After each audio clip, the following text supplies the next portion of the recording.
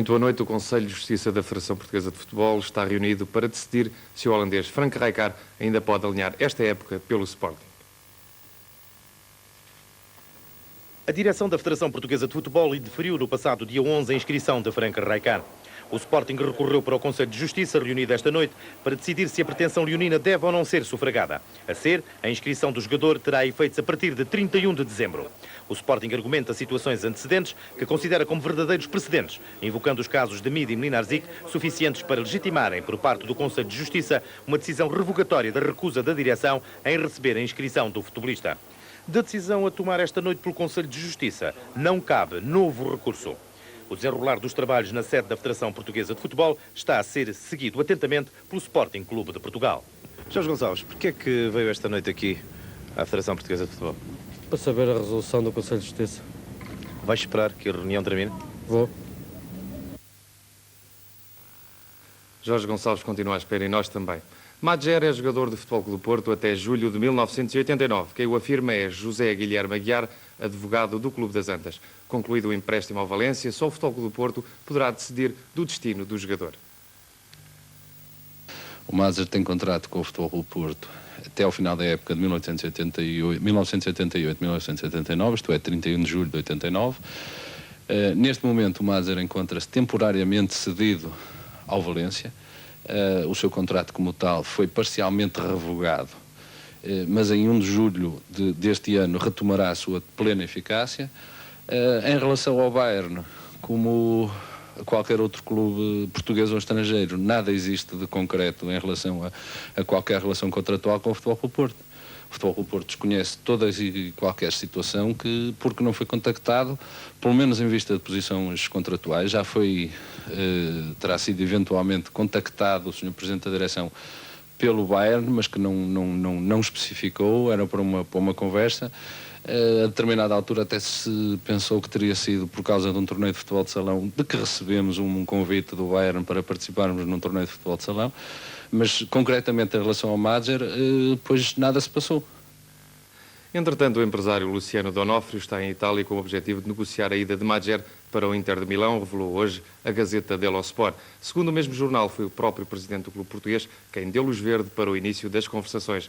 Mas nem só Madjer é notícia no Futebol Clube do Porto. Jorge Nuno Pinto da Costa admite a hipótese de Otávio vir a deixar o clube. Por seu lado, Otávio desmente que esteja demissionário.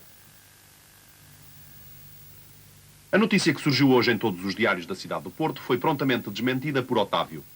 Contactado por nós na própria residência, Otávio não aceitou gravar declarações. Negou terminantemente existir qualquer problema entre ele e o Futebol Clube do Porto. Atribui estas notícias, e citamos, ao facto de haver pessoas interessadas em desestabilizar o bom ambiente que se vive no seio do Clube Azul e Branco.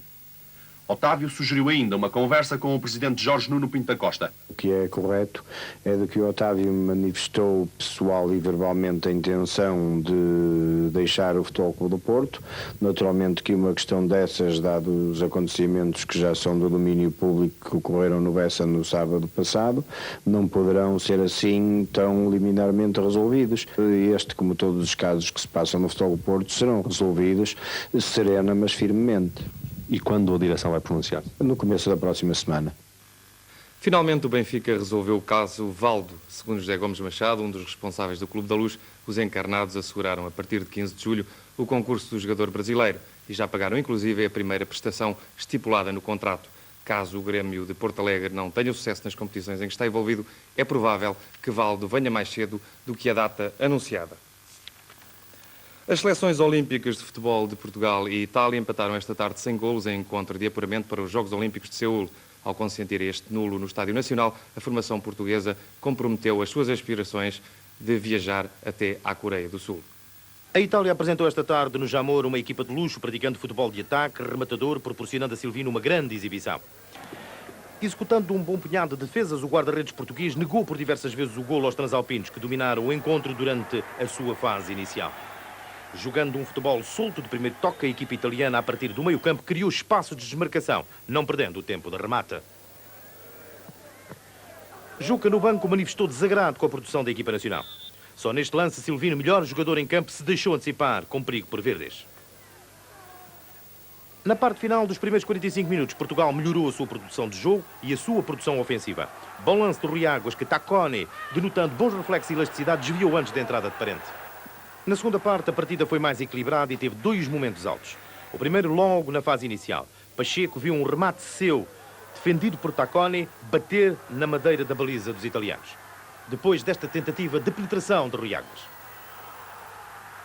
No final da partida, Romano proporcionou a Silvino, entre muitas defesas boas, aquela que se pode considerar como a da tarde.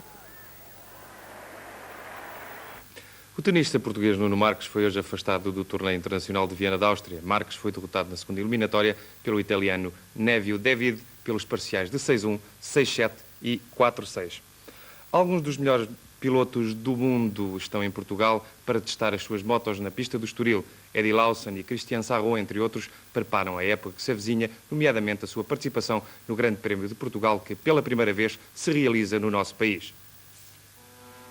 Imagens como esta irão ver-se dia 1 de maio no Autódromo de Estoril, que acolhe pela primeira vez o Grande Prémio de Portugal, disputado em 87 no circuito espanhol de Jarama. Para estes testes, a Michelin convidou várias equipas e está a submeter à prova os seus novos pneus para a próxima época. Destaque para a presença do bicampeão do mundo, Eddie Lawson, o norte-americano que está integrado no Team Agostini, uma das equipas oficiais da Yamaha.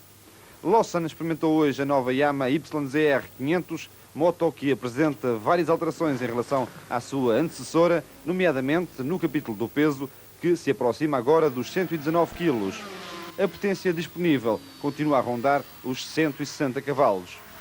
O Team Agostini fez ainda deslocar ao Estoril o belga Didier de Radigues, que também tripulou a 500, e o italiano Luca Cadalora, que irá participar no Mundial de 250 cm3.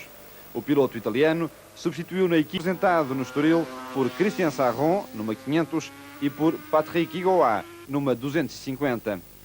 Os testes do Estoril receberam também, para além da Yamaha, a visita das equipas da Derby e da Aprilia, tendo como pilotos Aspari e Loris Reggiani, respectivamente.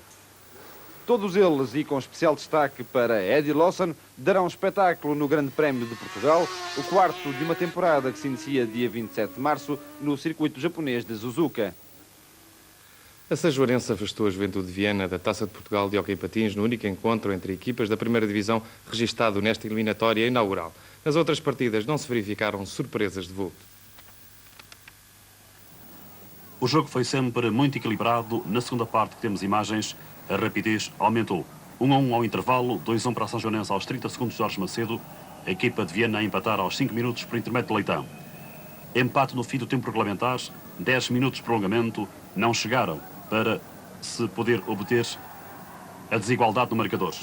Ao fim de 10 minutos de prolongamento, 2 para a Sajoarense, 2 para a Juventude de Viena.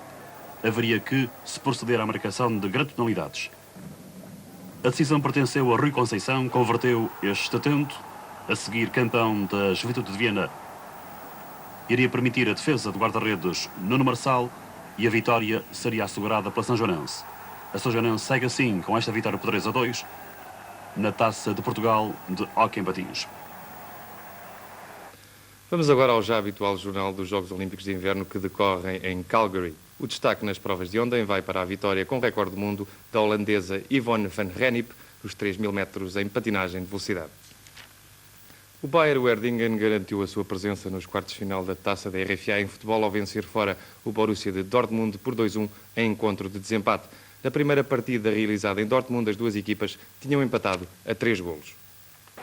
Foi este o remate no programa de hoje. Voltamos amanhã e, como sempre, a contar consigo. Boa noite. Até amanhã.